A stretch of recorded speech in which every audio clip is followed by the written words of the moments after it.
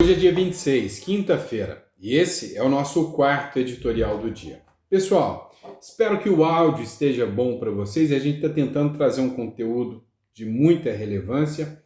Hoje não consegui chegar no estúdio para poder gravar para vocês e acabei tendo que gravar do escritório mesmo, tá? Mas o importante é o conteúdo chegar até você. Então, antes de mais nada, né, a gente está gravando aqui com o celular para vocês, a gente pede a compreensão de vocês e um pouquinho da paciência de vocês.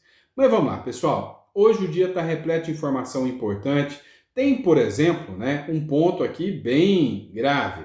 O Eduardo Bolsonaro falou que um congressista norte-americano está pedindo imediatamente sanções ao ministro Alexandre de Moraes. Inclusive, né, teve uma carta enviada solicitando essas sanções ao ministro. Outro ponto também que a gente pode falar, né, é que houve, né, críticas onde, dentro do UOL, para mim, um site totalmente de esquerda, um dos militantes da esquerda do UOL disseram que o ministro Alexandre de Moraes é autoritário, para não falar outra palavra, ou seja, mostra que houve uma quebra na bolha, né? Ou seja, não é só a direita mais que está incomodada com o ministro Alexandre de Moraes, e a gente vai falar sobre isso aqui com vocês também. Outro ponto, o Lula continua na mira, tá bravo com quem reclama do déficit fiscal, com os gastos exacerbados e com o tamanho da taxa de juros. A gente vai falar sobre isso aqui com vocês também. Então, sejam todos muito bem-vindos, é um prazer estar aqui com vocês. Não esqueçam, inscreva-se no canal, curta, compartilha, isso ajuda e ajuda muito o nosso canal. Então, se você puder dar essa força pra gente, eu te agradeço muito. Bora começar? Vamos para cima? Então vem comigo. Olha só, saiu uma publicação agora que me chamou muita atenção. O Eduardo Bolsonaro fez uma publicação, vamos ver se eu consigo aqui achar um ponto. Aqui. O Eduardo Bolsonaro fez uma publicação onde nessa publicação ele questiona, né, a atuação do ministro Alexandre de Moraes. E ele afirma também que deputados americanos estão pedindo a sanção imediata do ministro Alexandre de Moraes. Dá uma olhada nessa publicação que eu trago aqui para vocês. Mitch, o mais antigo do Congresso americano, acabou de enviar uma carta ao secretário Marco Rubio solicitando a aplicação urgente da Lei Magnitsky. O deputado está alarmado com o último depoimento do Paulo Figueiredo e na carta em que ele mandou ao secretário Marco Rubio, o Chris Smith diz que o Brasil está num ponto próximo de ruptura institucional e que o Brasil outrora era, de fato, um parceiro democrático. Ele ainda lista uma série de perseguições, dentre elas o uso da Interpol para perseguir dissidentes políticos do Alexandre de Moraes.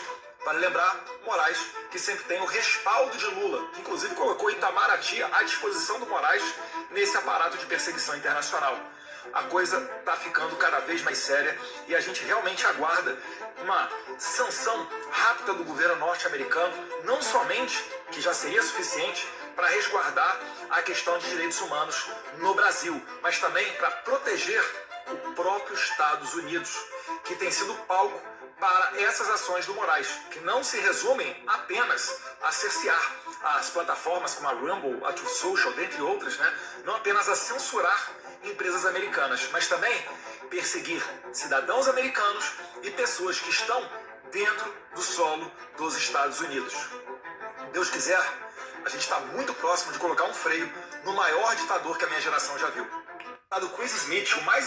Vamos lá, pessoal. A gente precisa entender, né, que essa questão, né, dessa decisão do senador agora, do Chris Smith, contra o ministro Alexandre de Moraes, ela se dá exatamente num momento, né, em que o próprio Congresso Nacional americano, ele abriu ontem uma sessão para críticas ao ministro Alexandre de Moraes, onde o Paulo Figueiredo foi ouvido. Ou seja, é sinal de que as falas do Paulo Figueiredo, né, incomodaram um pouco e acabaram, né, sendo ouvidas aí pelos congressistas, ou seja, chamou a atenção dos congressistas americanos, né?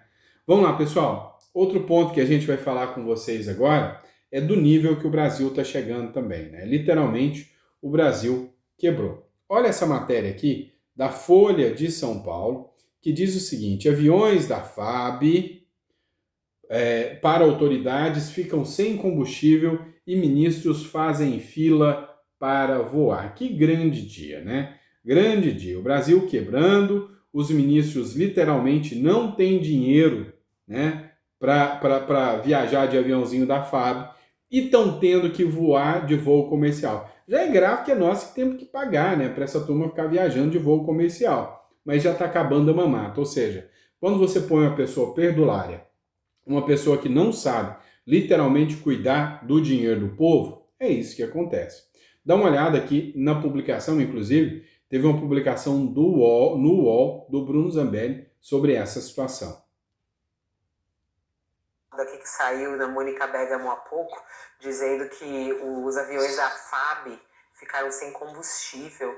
A gente vai no intervalo, para quem está conosco na TV, a gente vai contar essa história aqui no YouTube, no canal Até ela tá do rindo. YouTube. Vai para lá que você consegue continuar ao vivo conosco.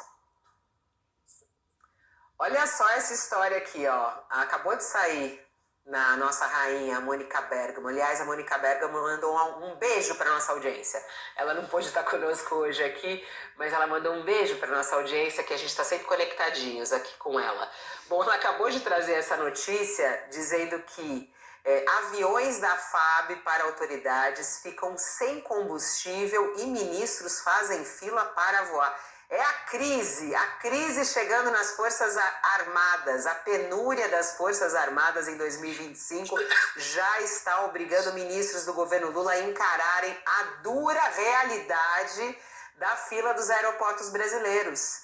É que sem dinheiro, a FAB não está conseguindo abastecer a frota de 10 jatos que são utilizados por autoridades para viajar pelo país.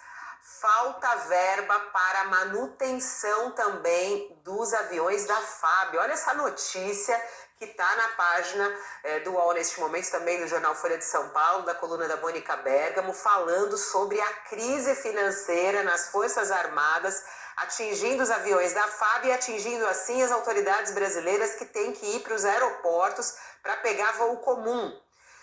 A coluna da Mônica apurou que, do total de aviões, apenas 3 estão voando neste momento o tempo inteiro. Os outros 7 aviões da FAB acabam ficando a maior parte do tempo no solo, no chão. Ministros que não estão no topo da escala de prioridades não têm conseguido fazer suas reservas de voos para os seus deslocamentos, o que tem causado uma chateação. Então, hashtag chateados com isso. Alguns chegam a reclamar. Eu adoro o Ronilson. O Ronilson, ele fica reagindo às minhas falas aqui, eu acho maravilhoso. Hashtag chateado, é verdade. Tipo assim, poxa, eu quero um avião da FAB, que eu tô indo lá pro Rio de Janeiro, aí, não é prioridade, não tá, vai ter que ir pro aeroporto. Tá um babado aqui que saiu. Cara, nem os militantes de esquerda gostam dos ministros do Lula. Vem cá entre nós. Foi só eu que percebi, ou eu achei também uma ironia braba aqui, né, do pessoal da UOL, que estava rindo dos ministros que simplesmente se lascaram e se lascaram bonito, né? Eu achei maravilhoso. Eu tenho certeza que você também achou, né? Então, deixa no comentário aí, né, a sua risada para os ministros do Lula, né? Ministros do Lula, que literalmente agora vão ter que encarar fila de aeroporto. Já é muito. Dependesse de mim, viajava de busão, né? De busão. Não diz tanto que defende os mais pobres? Pobre não anda de avião no governo do Lula, não. Tinha que andar de busão, né? Vamos lá, pessoal. Outro ponto aqui, né? Bem típico da nova República do Brasil. Dá uma olhada só. Governo do Irã agradece apoio do Brasil durante a guerra contra Israel. Pois é, o Brasil estava lá juntinho do Irã, né? Teve o agradecimento do Irã, pelo menos reconheceu, né? O Lula, tá? Só falou errado, a ajuda não foi do Brasil, não. A maioria dos brasileiros estava do lado de Israel, pode ter certeza disso. Quem ajudou foi o Lula. E a maioria dos brasileiros nem está do lado do Lula, para te falar a verdade. Mas vamos lá. Ó, o governo do Irã, por meio do embaixador do país em Brasília, o Abdullah Nekounan, agradece o apoio do Brasil durante a guerra de 12 dias contra Israel. A declaração aconteceu nesta quinta-feira, durante coletiva de imprensa. Além disso, os BRICS também foram lembrados pelo diplomata iraniano, 2 dias após países membros do bloco divulgarem uma declaração conjunta condenando os ataques de Israel e Estados Unidos contra instalações nucleares iranianas. Abre aspas, agradecemos ao governo brasileiro e aos BRICS, que condenaram os ataques ao nosso programa nuclear, que é para fins pacíficos e está atuando conforme o direito internacional. Pois é, vai voltar a ter guerra, tá? Ninguém pense aí que essa guerra já acabou, isso é balela, é conversa fiada. O problema que Israel deixou bem claro é que o Irã quer continuar o beneficiamento de urânio, com o beneficiamento de urânio quer construir bomba atômica e com bomba atômica quer destruir Israel. Então, se eles querem continuar, literalmente, fazendo bomba atômica, fazendo enriquecimento do urânio, né? Aí, meu amigo, aí não tem o que fazer, né? Aí Israel vai voltar a agir, né? Então, essa questão do fim da guerra nunca me convenceu muito, não, tá? Vamos lá, pessoal. Vamos analisar uma matéria da revista Oeste. Eu tô querendo ver a treta que vai acontecer entre o Supremo Tribunal Federal e a Câmara dos Deputados. Eu tô assistindo de butuca tudo isso. Sabe por quê? Porque a Câmara dos Deputados foi lá e, deu uma surra no Lula. Bateu, mas bateu, tadinho. Foi muito, né? Deu uma surra no Lula e derrubou o IOF por 380 votos contra, acho que 93. Até gente do PT votou contra o PT. Para você ter noção que ultimamente ninguém anda gostando do PT, nem o próprio PT, né?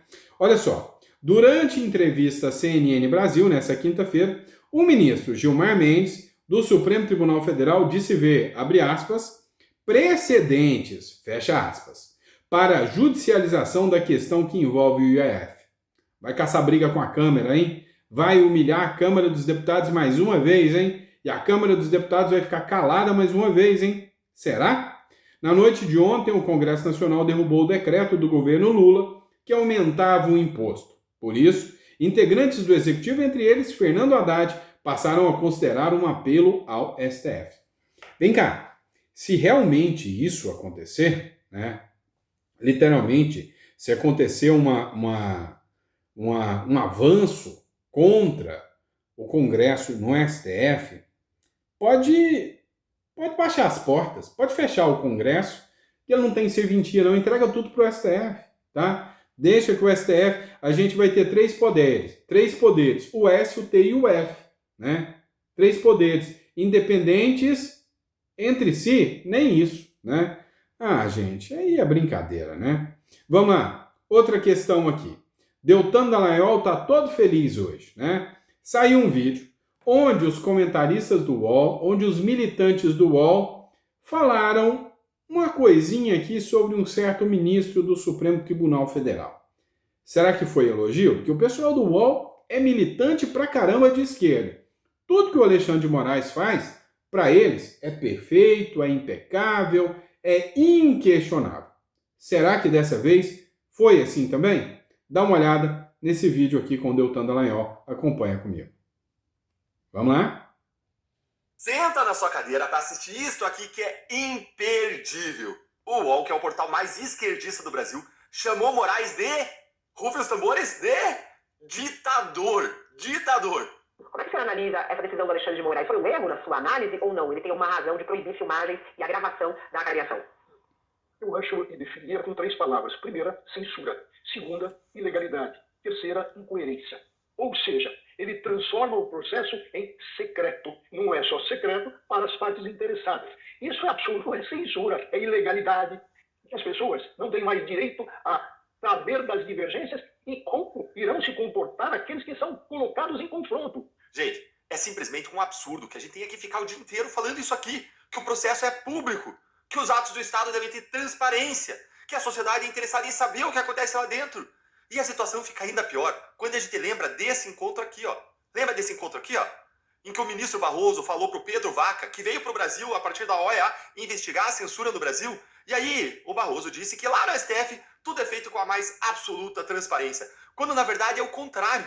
Agora, olha o que o jurista Maiorevic ele falou sobre o que explica as ações de Moraes. Não dá para explicar, a não ser aí, levando para o campo da censura, para o campo da ilegalidade, o ato do Moraes. É simplesmente absurdo. Absurdo. É ato de cabeça de ditador. Presta atenção, ato de cabeça de ditador. Gente, ato de cabeça de ditador. Eu nunca imaginei que eu ia ver isso no UOL, gente. E aí, é claro, a Fabiola aí, ela tem que ter ficado muda depois dessa, gente, sem palavras. Mas a gente entende, né? Não é mesmo todo dia que se falam tantas verdades assim lá na redação do UOL. E agora eu quero ver a sua opinião. Me conta nos comentários o que você achou desse verdadeiro massacre. Senta na sua cadeira para assistir isso. Pois é, pessoal. Ultimamente, cá entre nós, não está muito boa a situação do ministro Alexandre de Moraes. Ou seja, o que a gente tem em vista aqui, né, é que furaram uma bolha. Literalmente furaram a bolha, né? Ou seja, hoje não é só a direita que vem questionando mais os atos e as ações do ministro Alexandre de Moraes. Até a esquerda está questionando. Até pessoas, né, do campo do centro, da esquerda, vêm com muitas críticas, né? Inclusive, esse assunto aqui também foi tema de discussão e mais discussão. Matéria do Metrópolis. Pois é, pessoal. Com Nunes Marques, o STF tem 8-3 pela responsabilização das redes sociais. Faz cara de surpresa? Ó, mentira, né? Todo mundo já sabia que isso ia acontecer. Previsíveis demais. O Supremo Tribunal Federal concluiu nesta quinta-feira o julgamento que trata da responsabilidade civil das plataformas da internet por conteúdos de terceiros. O placar ficou em 8-3 para que as Big Techs sejam responsabilizadas no caso da não remoção de material ofensivo, a pedido dos ofendidos, ainda que sem ordem judicial. Não foram definidos parâmetros específicos sobre como isso ocorrerá, o que deve ser discutido ainda nessa quinta-feira. Se a gente observar bem o que aconteceu, né, o que é um absurdo, né, a gente vai observar que teve ontem uma reunião, eles suspenderam a audiência, tiveram uma reunião para pressionar, para nenhum ministro, como por exemplo o Nunes Marques, fazer vista do processo, para ser julgado logo. O Mário Sabino, do Metrópolis, fez uma análise dessa questão. O Mário Sabino, né, ele escreveu o seguinte, olha só, a liberdade de expressão está sendo metralhada no STF, mas não é pelo faquinho, não. Tá? A discussão no plenário do STF sobre a abolição do artigo 19 do Marco Civil da Internet, que resultará na instauração formal da censura prévia e da censura política no Brasil, é pedestre para dizer o mínimo. Ontem tivemos mais uma etapa dessa caminhada prosaica com final previsível, né? O ministro Dias Toffoli, por exemplo, comparou a liberdade de expressão a metralhadoras para defender que as plataformas digitais sejam responsabilizadas sobre o conteúdo que veiculam. Abre aspas. Agora eu tiro da minha plataforma a metralhadora de venda, porque ela está proibida e eu não tenho que pagar indenização ao pai dessa vítima, disse o ministro, apontando que seria o absurdo da atual legislação. E espero, sinceramente, que essa metáfora não lhe tenha tomado por muito tempo a reflexão.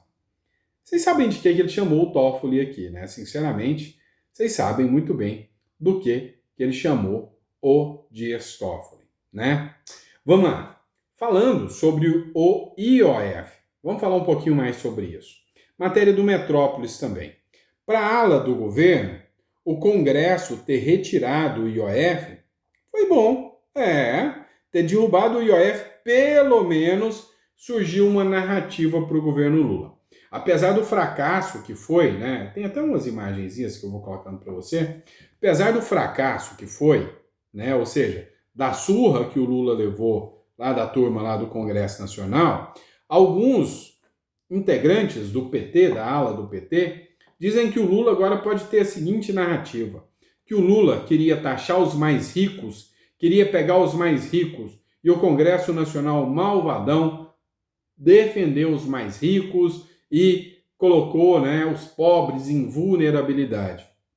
Meu amigo, nem os pobres acreditam nesse discurso mais. E aí vocês sabem que esse discurso é uma baita de uma mentira, né, pessoal? É uma mentira deslavada, uma mentira sem vergonha e mequetrefe do governo. Literalmente. A gente tem que saber que quando se aumenta o IOF, vai aumentar o custo de tudo para todo mundo. Então, não dá para convencer, né? O governo literalmente não convence. Vamos lá. O UOL também tratou sobre os congressistas americanos que miram o ministro Alexandre de Moraes. Dá uma olhadinha aqui.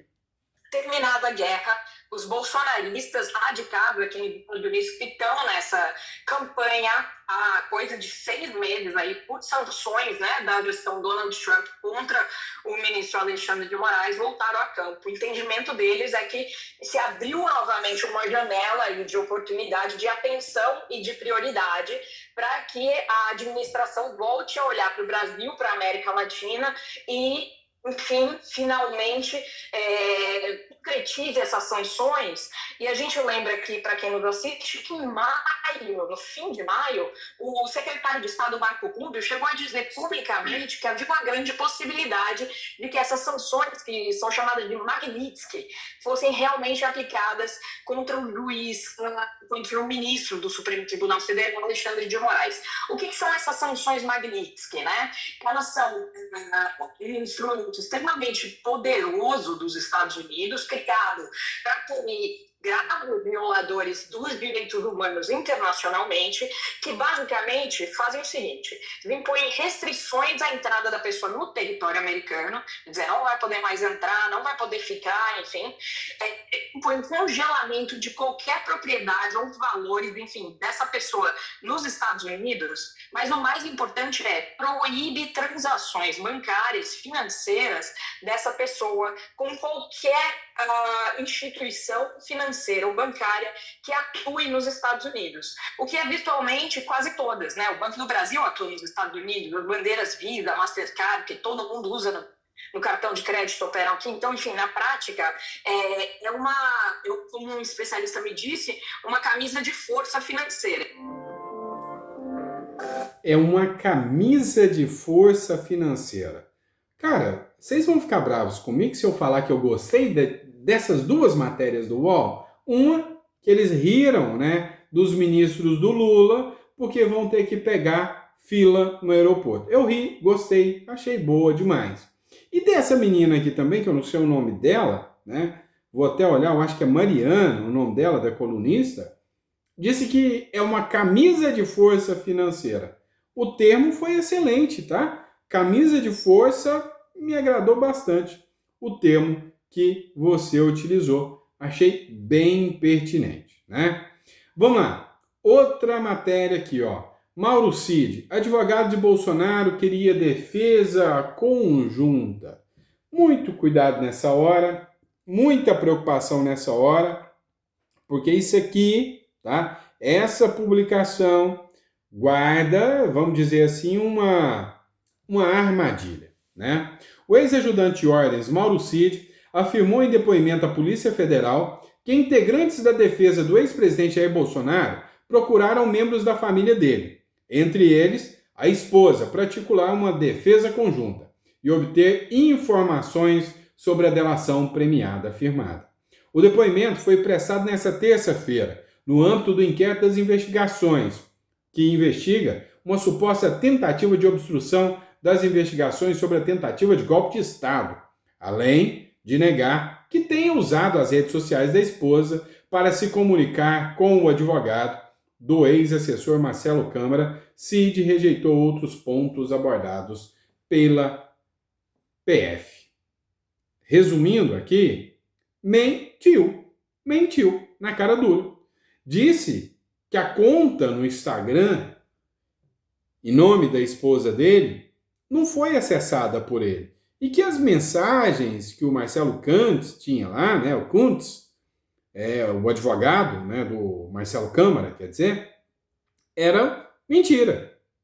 Só que a Meta, o próprio Facebook, a empresa Meta, responsável pela rede social, informou que o e-mail vinculado ao perfil pertence sim ao ex-ajudante de ordens. Meu amigo, né? A gente sabe muito bem, escancaradamente, que o Brasil, né, já não tem mais jeito. Literalmente, que o Brasil já não está observando nada da legislação, né? E aí, daqui a pouco, né, advogados sendo presos, advogados sendo primeiro investigados, né? Quem foi preso foi o réu que não tem nada a ver com o caso. Agora, eles vão utilizar essa narrativa do Mauro Cid para mandar prender os advogados do Bolsonaro. Posteriormente, pegar os celulares dos mesmos. A gente já viu esse filme. Vamos lá. Olha essa matéria do Conexão Política que acabou de chegar para mim aqui. Olha só. É bem a cara do Brasil. Só que não é no Brasil não, tá? Essa moça aqui, ó, tá presa.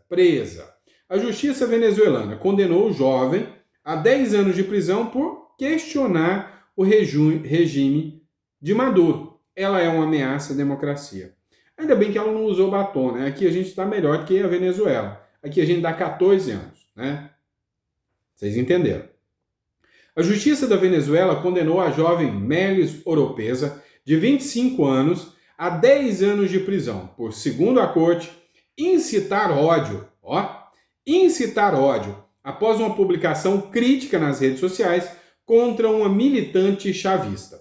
Ela também criticou o regime de Maduro e questionou o resultado das eleições no país. A sentença foi proferida no último domingo, no estado de Monagas, e o caso veio a público nesta quinta-feira. A decisão não foi oficialmente divulgada pelo judiciário venezuelano. A família da jovem preferiu não comentar o caso. Oropesa foi presa em 9 de agosto de 2024. Está presa, pouco depois de publicar no Facebook. Abre aspas. Que ruim que uma pessoa dependa de uma bolsa, referindo-se ao programa de alimentos subsidiado pelo governo de Nicolás Maduro. A mensagem foi direcionada à chefe de rua, responsável pela distribuição dos alimentos em sua comunidade, que denunciou a jovem às autoridades. Olha só.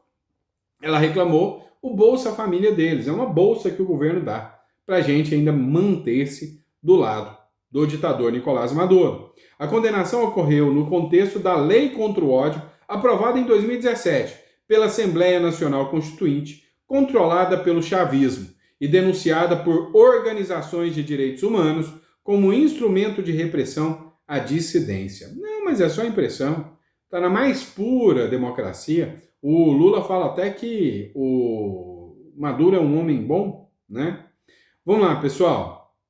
Olha só. Líder do PT diz que Lula deve estar chateado com a derrota do Congresso. Tadinho. Quem está com dó do Lula porque o Lula não conseguiu aumentar imposto, hein? Quem tiver com dó dele, leva para casa, né? Paga os impostos que ele pede. Pelo amor de Deus. O líder do Partido dos Trabalhadores na Câmara dos Deputados, o Lindenberg Farias, acredita que o presidente Lula deve estar chateadinho com a derrota no Congresso Nacional, que levou à derrubada do reajuste às alíquotas dos impostos da operação de imposto das operações financeiras. Abre aspas. Eu acho que a forma toda foi muito ruim. Estou aqui mantendo a minha posição. Eu acho que o presidente Lula, não sei como ele está, mas deve estar chateado, afirmou o Lindenberg Farias em entrevista. Pois é, meu amigo, né? Aí, literalmente, né? A gente fica assustado com tudo isso que está acontecendo. Agora tem uma boa aqui para vocês, para a gente encerrar. O Matheus Simões, né, que é o nome, a aposta, né, do Romeu Zema e do lado do Bolsonaro em Minas Gerais, talvez para governo do estado, ele mandou um recadinho para o Lula. Que o Lula seja extirpado da história de Minas Gerais e do Brasil. Quem concorda com ele, fala aí, tá? Dá uma olhada na fala dele. Mas eu quero dizer da minha alegria de estar aqui em nome do governador Romeu Zema, comemorando união. União que vai garantir, Marinho, que nós vamos tomar de volta o Brasil no voto no ano que vem. Não há necessidade de fazer nada diferente do que ir às ruas e às urnas votar. É assim que nós vamos garantir o retorno do Brasil que a gente queria continuar construindo e que foi interrompido. Eu fico muito feliz de ouvir aqui na boca de Eduardo, irmão do nosso senador Cleitinho, na boca de Nicolas, e quero dizer na minha boca aqui, união. União do Estado, união federal, união para garantir que PT nunca mais.